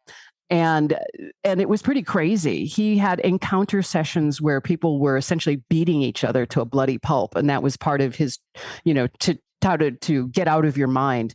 The Indian government, a little bit more repressive than the United States. And they said, that's enough with that. So he came to the US and he started right away as a yoga teacher. And he had a great line about food because he was a home cook. He enjoyed cooking as a hobby. There was almost zero spiritual connection. And so Yogi Bhajan took traditional Indian food, but severed it from any of the spiritual traditions because he just liked to cook. He liked food. And so he started, if you wanted to start as a serious student with Yogi Bhajan, you had to go through the garlic fast. And you were required to eat a clove of garlic 3 times a day and nothing else for an entire week. Okay. The only purpose for it was, as Bhajan said, to separate the bogies from the yogis. Okay. And it's just hazing. Right. So would someone follow that ridiculous instruction? If you did, then he'd let you in the group because he knew. Because you were pliant and controllable. Yep. And you were into it. and you would Yeah. follow. And he built from there. And so, weren't there a bunch of scandals with him later on? oh yeah. Oh yeah, because so Bhajan, of course, as is the tradition in the United States, the gurus, the leaders, get to a certain point of power and then use that power to be sexually and economically coercive, especially towards women, and that's what he did. And so he took a lot of followers, and on the scale of whether sexual conversion to out and out rape. Yeah, absolutely.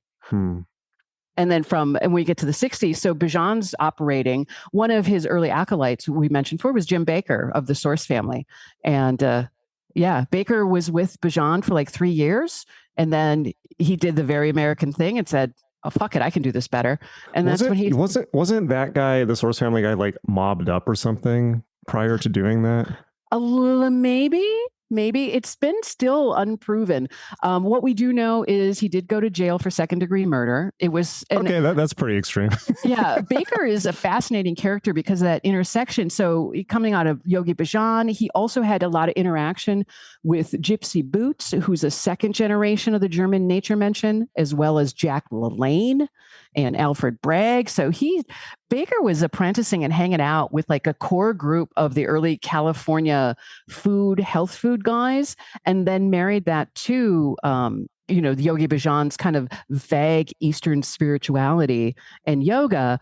And then before that, he was actually owned a couple restaurants in LA, and he's the one that married it all together. And that's where you had the Source family restaurants. Yeah. What was that? Like the house that's still there, right? It was like the House of Seventh Ray or something like that. No, it was a different place. The House of the Seventh Ray was a different group altogether. Okay. A small little group, which it's a delightful place for brunch. Okay. But yeah, the Source family, they were actually like in Hollywood, the old restaurant. And so, but it goes to the 60s. So again, we start to see more of the American-born gurus. And that's the difference then. So is that you've got guys who were coming out of a Sant Mat guru tradition out of India, and it morphs to the American gurus. And that's what the change in the 60s was. So that goes from big to, again, Source family to Norman Paulson on the Buddhist side, where you get Norman Paulson and the Sunburst Farms, Sunburst Bakery. And he kind of mixed it all together. And that was a thing that was happening too, because without the strict monastery style learning that you have in traditional Buddhism and in traditional Hindu practices, it was pretty open to any kind of interpretation. And in the 60s, a lot of these guys were just blending it all together. So you get to see these groups that are like, they're a little bit of Hindu, they're a little bit of Buddhism, they're a little bit of this and that, but a lot of them also then start incorporating Christian ideologies as well. Yeah, that is really interesting in good and bad ways. And I think that it's interesting. A good example of how the quote unquote spiritual traditions in America are almost completely divorced from their home countries is, quote unquote Hindu religions. Because you can go to like a quote unquote big yoga guru event, and it's all going to be like middle class white people. And, women in saris and, young dudes who are on psychedelics and in bands and stuff it's just like this free for all of whatever. And then you go to a Hindu temple that only Indian people go to, and it's 0% overlap. It's more like doing pujas to statues and propitiating gods and things like that, all of which is basically alien to Western. I mean, I personally love it, but it's alien to Western thinking, and it's like alien to Judeo-Christian thinking, because we have the whole thou shalt not worship graven idols thing. So I think there's a point to be made that whatever this thing is that's happened in America since the 60s, it's just this vague new age mishmash of Hinduism and Buddhism and health food and Crowley and all this stuff, yoga, martial arts, all this stuff thrown together. I think there's a very strong point to be made there that is a uniquely American thing, and that some type of new tradition is being born out of that, but the tradition that's going to be born out of that is not Hinduism or Buddhism or Kabbalah or any of these things that have been pilfered from. And I think that's good in the sense that it's really interesting to see what's going to come out of this. And obviously people need to update old systems because they're not relevant to modern life anymore. But it's also, it's like you interact with these things and it's like you're just kind of interacting with people's vague ideas and their egos. So I can go back. I think you're spot on, because Yogi Bhajan is, again, a great example of that. So I'm saying Hindu tradition because, as we've pointed out, it's not traditional. But Bhajan fancied himself some sort of out of the Sikh tradition. And so if you were a follower of Bhajan, then he would indoctrinate you into the Khalsi, which is the community of Sikh believers. And what's happened in the United States, so there has been an increase in actual immigration from India, of folks from India who follow Guru Nanak and the traditional Sikh thing. And they're encountering Americans who identify themselves as Sikh because of Yogi Bhajan, and they're going, this ain't what we believe. What are you doing? This is not us. And so there's a conflict. The same in reverse is if you go to a modern Hare Krishna temple, you're not going to see a lot of white people. It's gone back and peeled back to more, you'll see a lot of folks who are originally from India who immigrated, who again are Krishna devotees, and they're going to Hare Krishna temple. Interesting. Yeah, that is really interesting. And I've noticed that. I mean, like there's been a tremendous influx of people from India into the U.S., particularly with H1N, what are those called? H1NB visas. I always think H1N1, but I think that's bird flu. Whatever those temporary work visas are called.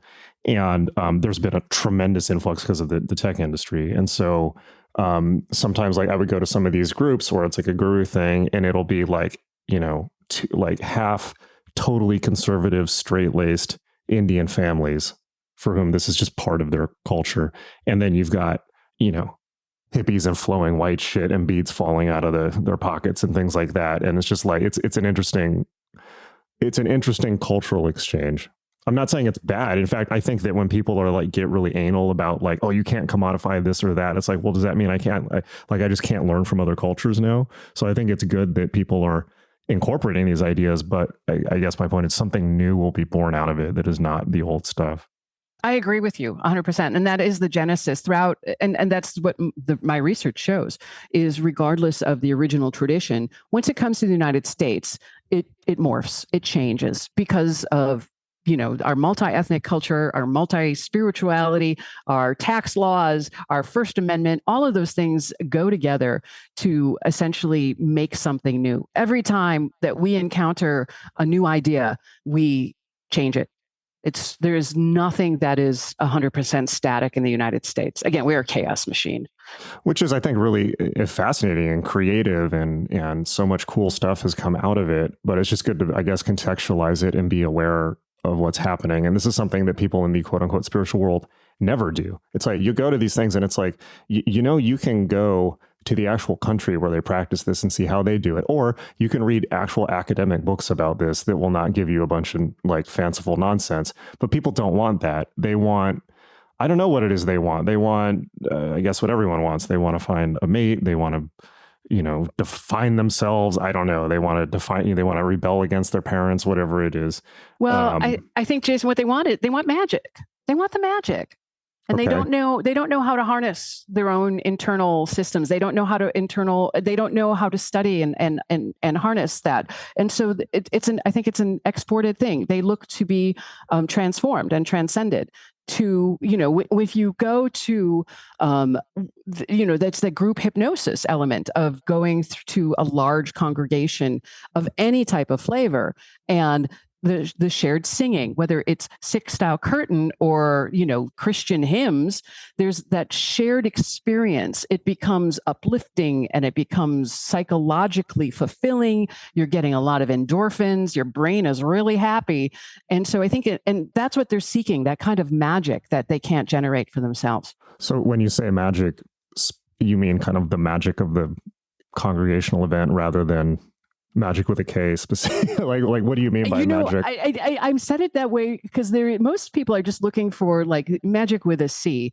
But then there are some that are looking for different shortcuts. And that's, again, a very American thing.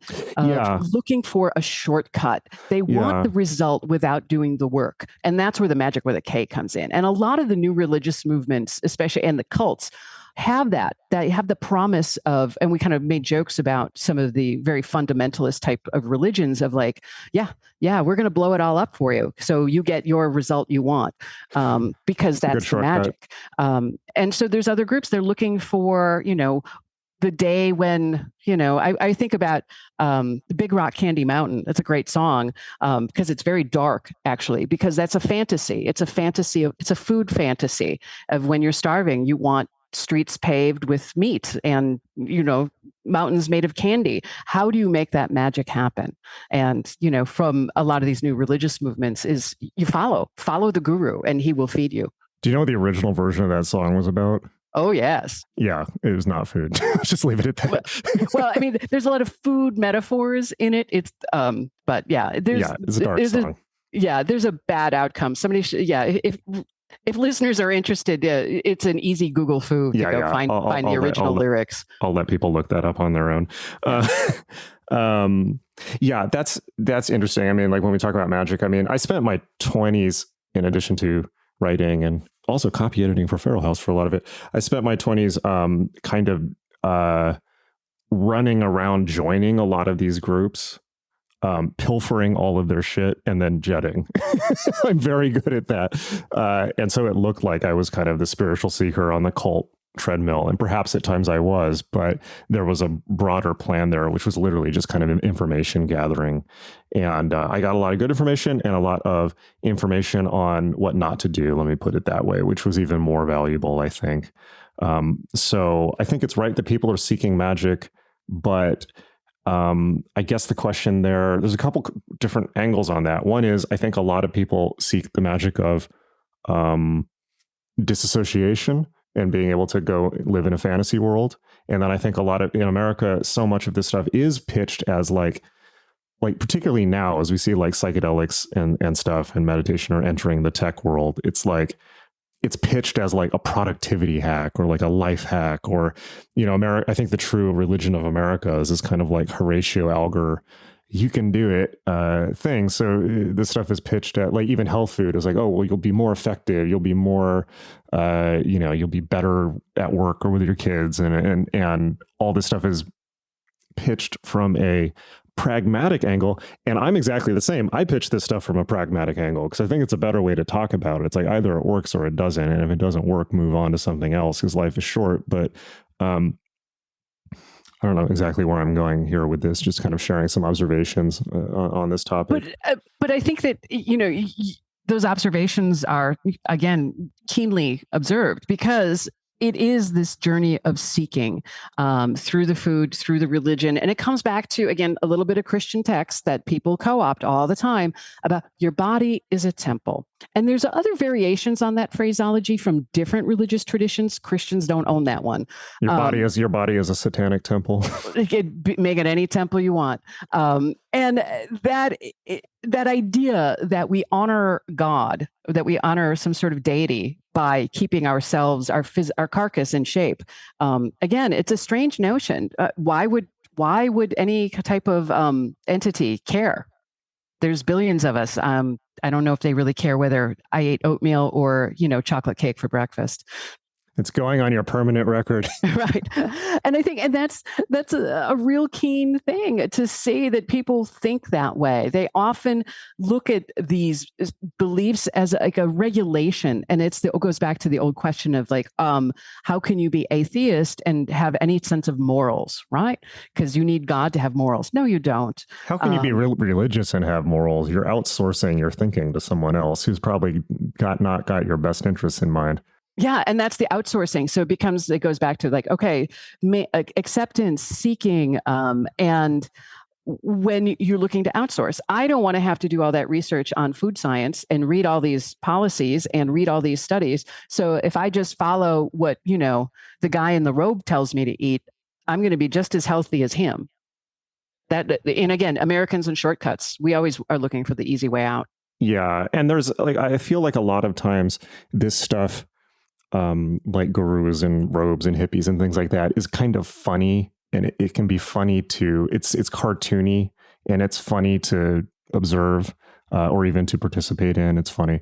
But, and I'm not saying this about all of these groups, because, you know, I've learned a lot from a lot of them, but there is a dark moment though, where it's like, there's kind of that moment between people are following this alternative belief system and they're free to do so. And then there's kind of the moment where it crosses to, we're refusing traditional medicine for our kid. Like, what do those people call it? Christian Scientists, right? And then the kid dies of an easily treatable thing. And it's just like, what the hell? You know, so there is, or another example, and I think this one is important now, particularly because this whole like tech world obsession with psychedelics and mindfulness and things like that, and I guess maybe because of San Francisco, the openness of tech people to occult ideas. Steve Jobs, you know, very famously got pancreatic cancer, refused to do anything except do a vegan diet and yoga, died, no duh, and then gave everyone at his funeral a copy of Autobiography of a Yogi, which I love. It's a great book, but it's like, bro, did you think of going to the doctor? You know, there's a point where it does become, particularly when people are making decisions for kids, there's a point where it becomes more not innocuous, I think. Yeah, I agree. And I think it comes back to faulty logical endpoints. So if you're subscribing to a belief that is not 100% rooted in science and facts, you're setting yourself up for a critical fail point, just like Steve Jobs did. Vegan diets can be great, statistically proven to help reduce cardiac issues, keep your body weight under control. You know, it can be a lot of great health benefits, but it is not going to cure your cancer. And that, again, it's a faulty logic, the endpoints. And that goes to the same when there's a lot of, like you mentioned, the Christian Science. The Christian Sciences didn't have a lot of food things. Early on, they did. Early on, they were very vegetarian, but they dropped that. They just weren't really interested in that. But they do subscribe the whole body as a temple. So you're, supposed to keep your body very, very healthy. One of the ways to do that is with good, nutritious food. And so if you do get sick, that is a mark. You didn't do a good job of keeping the temple clean. That's so cruel. That's such a cruel and obviously wrong belief, but I can see that. I think a lot of cultures, particularly early on, got this idea that your physical, your external somehow represented your internal qualities somehow. Right. And that's, that can go really dark places. That can go to, like, for instance, like scientific racism and just like awful fucking places. So that's a very thing. People really need to watch that, I think. I agree. And that's part of the reason wanting to do all this research and to write the book, and was to try to take all these ideas I had in the research and try to make it make sense to someone else, versus having me standing at a bar with somebody. Now, wait a second, listen to about the, no. So this is my way of telling everybody at the bar that I want you to understand that everything is related, that all of these food traditions and choices we have are very much related and also come from some fairly spurious kind of origins. And so every time you buy like yogi tea, again, that's Yogi Bhajan. If you go to, there are more out in California, great food at the Loving Hut restaurants. If you hit a Loving Hut in California, fantastic. That's a cult. They're owned by a cult. Oh, I did not know that, although it's not surprising. Yeah, she's great. She's great in the sense that she's pretty benign and fairly entertaining. And she's at the cutting edge of what they're calling cyber cults that have little actual physical presence, but conduct things virtually, whether through their website, through YouTube. Similar to last year, like Love is One. They kind of made the news because they were based in outside of Denver. I think they were in Boulder. And it was just some woman, and she was just kind of out of that. We were kind of talking about the white lady, love is everything, love is all. Had a couple people living with her in her house. They would broadcast her love is everything messages on YouTube. She died of natural causes, but the group freaked out. They didn't know what to do. So they just kind of wrapped her up and put some crystals on her eyeballs and put her in the bedroom. A couple weeks later. Oh yeah, I remember hearing about this now. Couple weeks later. It's just like, So, again, faulty logical endpoints is what you get with a lot of these groups. Yeah, and I think that, obviously I engage in weird ideas for a living. As I do too. As do you. So I think that, I've really had to, almost on a daily basis, really kind of struggle with these things. And somebody asked me the other day, like, what would you say if you're talking about magic? What are you going to say if somebody who's just like a hardcore atheist scientist is going to call you on that? And I thought about that, and I said I would concede to them off preemptively.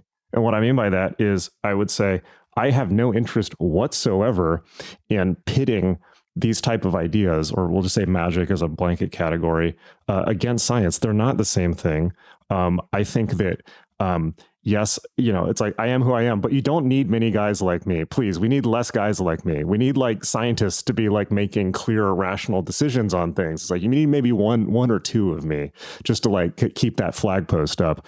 But we need, what we need is rationality and science and logic and data, and the fact that we have artificial intelligence now and the ability to analyze huge data sets means that our what we believe about reality is going to change so radically in the next 5 to 10 years, and we have to be ready for that and open for it, and also ready to admit that almost everything humanity has thought up till now has maybe been wrong. And a classic example of that is looking back at, you get like stories from the Middle Ages about vampires and werewolves and things like that. And it's like, you look at, like, I looked at that when I was younger and I was like, well, what if it's true? Obviously it's not, when I was like a kid.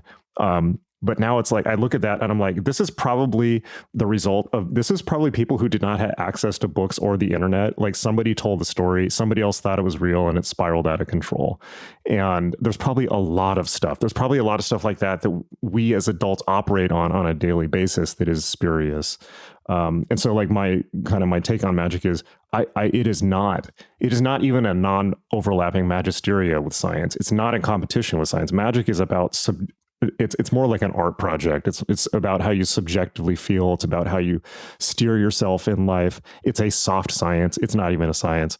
And it's incredibly valuable and incredibly useful for constructing meaning for your life in an existential sense. That's what it's for. It's a tool for constructing meaning for your life. It is not, there are no, you should not make any truth claims at all within that whatever you want, that idiom. It's like it's like art. It's much easier to put it side by side with art as part of the inspirational process or something like that.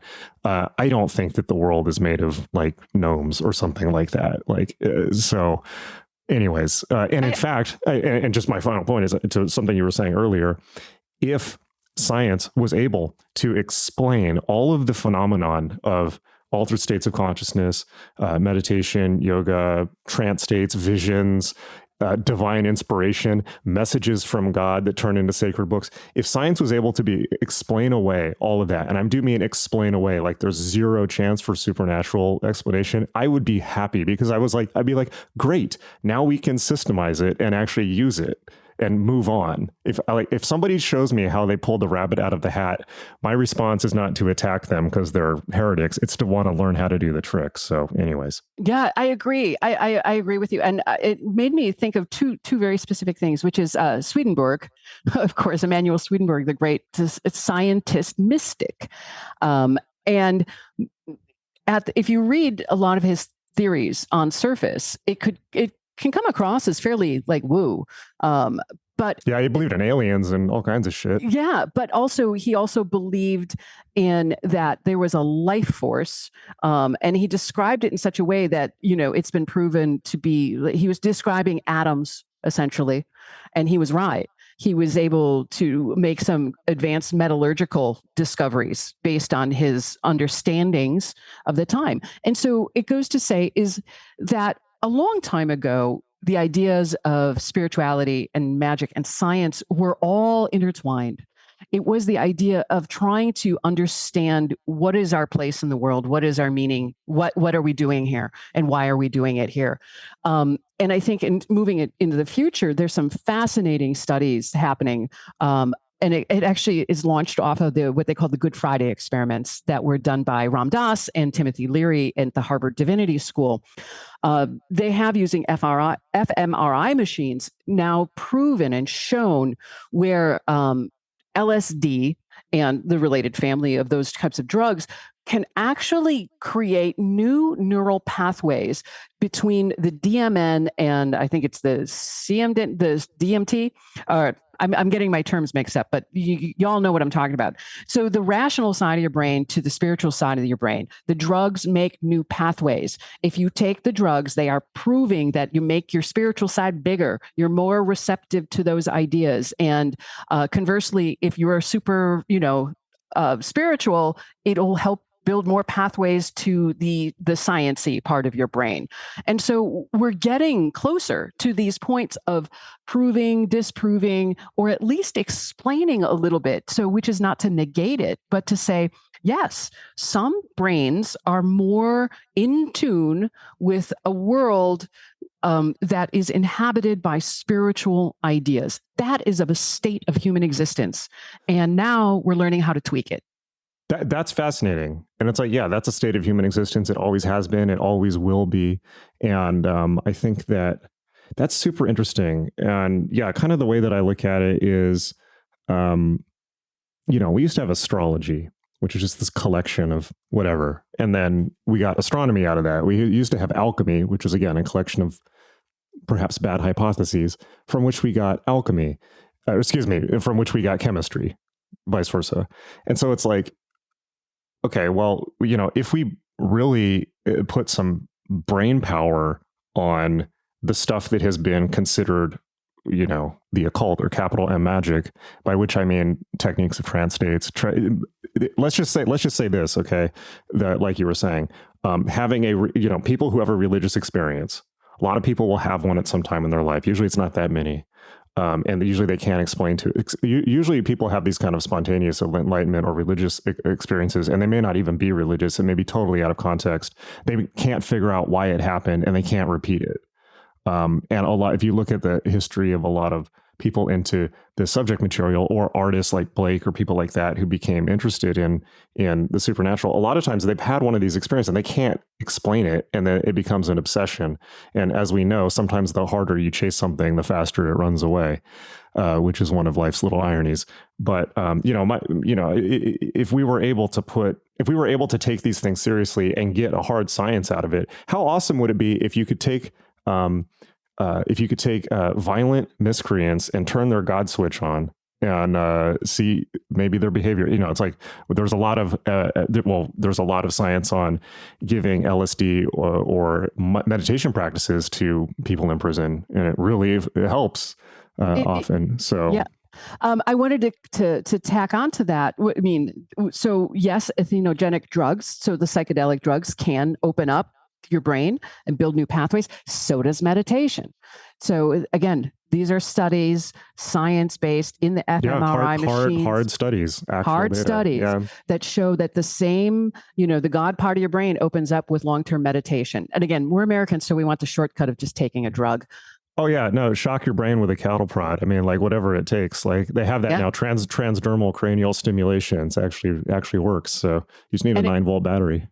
Yeah, and it works, and it's showing great promise again for really assisting people who have unresolved depression issues because of their brain chemistry.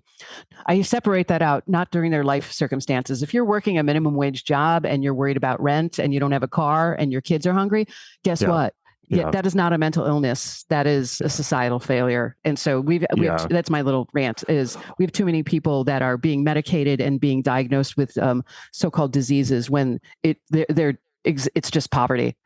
Oh yeah, no, I mean, I'll agree completely with that. And I'll add on to that. That happens in the spiritual world too, where you always get this thing of like, oh, well, if so-and-so is happening in your life, it's all just your attitude. It's like you need to change what you're focusing on. And it's all this spiritual nonsense. Or like, a classic one is the hostility you get from quote unquote spiritual people to, like, for instance, psychiatric medication or vaccination. It's just like, we don't need to go down that tunnel, but you kind of get what I'm saying, where there's not a whole lot of rationality at work there. It's more like ascribing to cult beliefs that you expect the people around you to ascribe to. And so that's a critical conversation to have on both sides of that spectrum. Like, there's just a lot of unaddressed, like, it's like neither science, like none of these things are going to fix your medical bills. Like, right. None of these things are going to fix the fact that the American medical system is a serial killer. So it's like you're going to need, and so I think that, like, this is a great example of, Crowley was very clear about this. He called this confusing the planes. It's like you can't use spiritual techniques to change material conditions. Not directly. I mean, you can by changing your mentality and then working towards that, but that's going to require real world techniques, whether or not it's spiritually inspired. I wasn't familiar with that Crowley quote. That's actually really a good explainer for a lot of what we're talking about, these modern cults. They're looking to use some sort of spirituality, some performative, actions to change the material existence.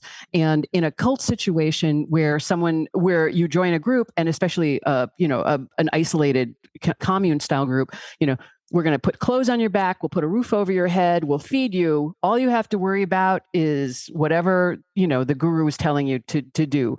And, if it's digging ditches, you're digging ditches for God, and so, but that does not necessarily. Meanwhile, your wife's in the back room with the guru. Yeah. But is that actually improving your material condition? No, it's not. It's improving his. But you think it is. And that's the great con of a lot of these American styled gurus. There's a con involved. Absolutely. Now, do they believe their own con? That's maybe some of them do. I think that's the most dangerous when because I think a lot of them, I think a good example is maybe Carlos Castaneda. They start off, and other people that I won't mention, but they start off as outside observers, and they have some detachment, academic or journalistic or just the standard detachment. And then they start getting attention, like Carlos Castaneda did for that first Don Juan book. Suddenly they're rock stars. Well, they must have, something must have worked. They must have happened on something. If all these people think I'm right, I must be right. And I think that's the most dangerous moment when people, I think that, and in my experience too, it's like cults are dangerous. They're not just dangerous for the followers. They're dangerous for the cult leader, maybe more than them. Because they've made themselves a target. They've they've volunteered to be part of the transference loop. And, it's bad things are going to come out of that. So. Yeah, it comes down to what is a cult? It's a high control group. When a leader or, a small junta of leaders, sometimes I have lieutenants, the enforcers, try to control your physical being, your emotional being, your intellectual being. So physical, emotional, intellectual, and sexual. If there's a group, a small group or one person trying to control most of those elements of your existence, you are in a cult. That is cultic behavior. And so we tend to lose focus because we ascribe cults just to religion. But that control behavior, that high cultic behavior, it happens across the board in many types of group situations. And it's usually a group. It's hard. You can't be a cult on your own. You could want to be, but you need followers to be a cult. And it's a great danger. And I think about, Tony Robbins, that kind of, we talked about multi-level marketing, the whole self-improvement, self-actualization. I know, our mutual friend, Mitch Horowitz, talks really intelligently so much about some of the I am and that early history. But I know he also cautions about some of the dangers of being entirely reliant on this idea that you alone can just kind of force your will onto other people and external things to control an outcome. It's a dangerous path. It's very dangerous. And, my attitude towards this stuff has always been like, I came out of kind of Gen X hacker slacker culture in the 90s. And so my attitude has always been that basically an early internet attitude towards this stuff, which is get all the information and put it for free online, or make it free online, make it accessible online, and get the information and distribute it out without the packaging of the cult thing. And it's like, leak it, put it out there. It's like we don't have this need for these control groups anymore. I think that a really useful book for somebody to write would be just a book looking at modern recent cult movements, because I was thinking about what you were saying about cyber cults, and I hadn't heard that said before, but I think that's a critical thing to point out. I did a podcast with a guy named his YouTube name is Faraday Speaks. He's like this 19, 20-year-old kid from West Virginia who got sucked into the alt-right. And this is early Trump. This was almost all online. And I made the observation talking with him where it's like, it's not a physical cult. At least he wasn't in a physical cult. It can be. But it's more like a mental tunnel that he got into. And I made the point to him where it's like, in the 60s and 70s and 80s, people were joining physical cults. But it's like, this is even scarier because anytime you're near an internet terminal, it follows you. It's just one YouTube click away or something like that. And he at least claims that he was indoctrinated by the YouTube algorithm, that it kept showing him, he started with Joe Rogan and it kept showing him more and more extreme right-wing stuff until he was like looking at Nazi shit and he didn't even realize what was happening, he claims. So, thinking about that, or I thought of there was a cult in San Francisco called allegedly a cult, because this is active, I have to be careful, named Less Wrong. It's like an AI risk group started by this guy named Elazar Yudkowsky, who's an interesting writer. But apparently I've read stuff online from people who are, women who joined it, and they're like, yeah, this was a crazy high control cult environment. And they're trying to put their lives together after being involved with it, allegedly. I'm repeating things I saw online, so I've never interacted with any of these people. But I think that there's and then you look at some of the Silicon Valley stuff with psychedelics and mindfulness, and it's like, well, who are these groups that are propagating this? I mean, as we all know, cults they don't look for people off the street. They look for people with master's degrees and money.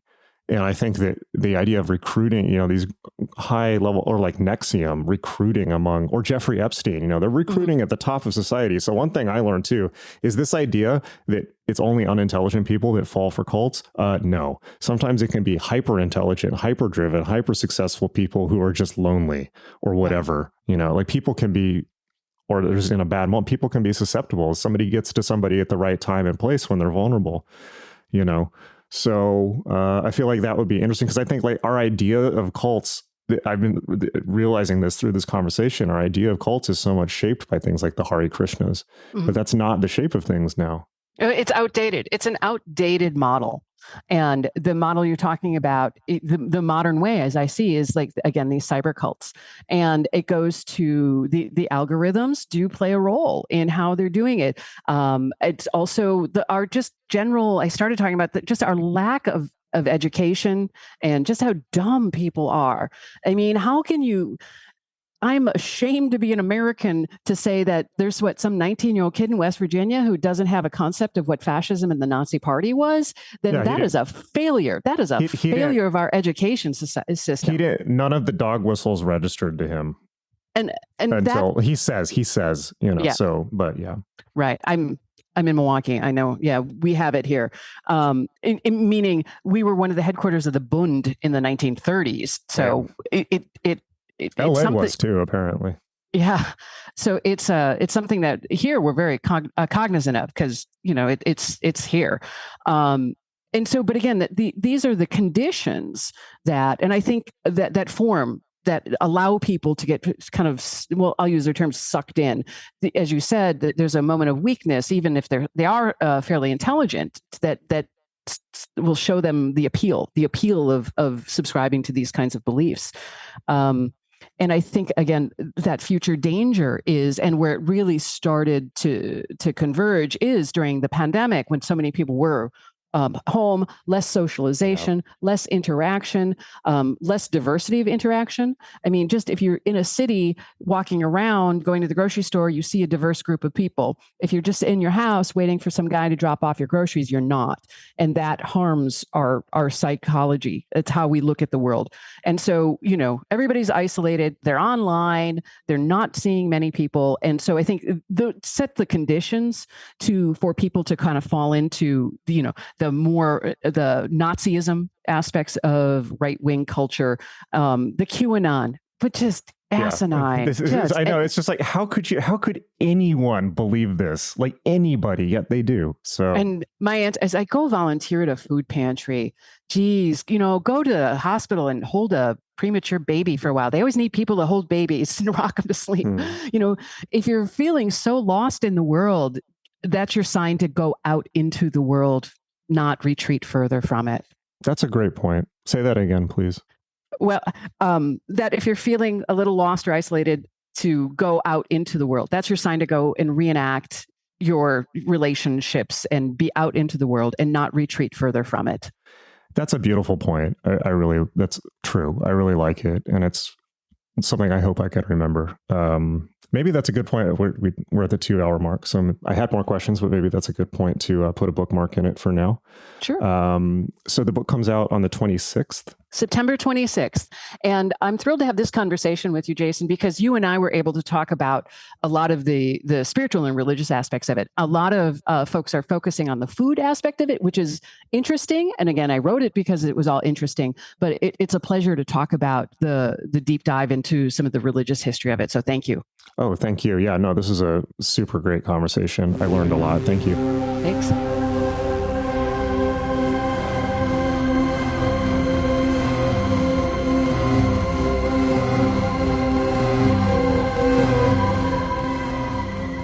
All right. Hope you really, really enjoyed that. I definitely had a lot of fun in that conversation. Meet us at magick.me, magick.me, my school for magic, meditation, and mysticism, where you can learn all the skills you need to unleash your true self. I will see you in class, and until next time, hang in there.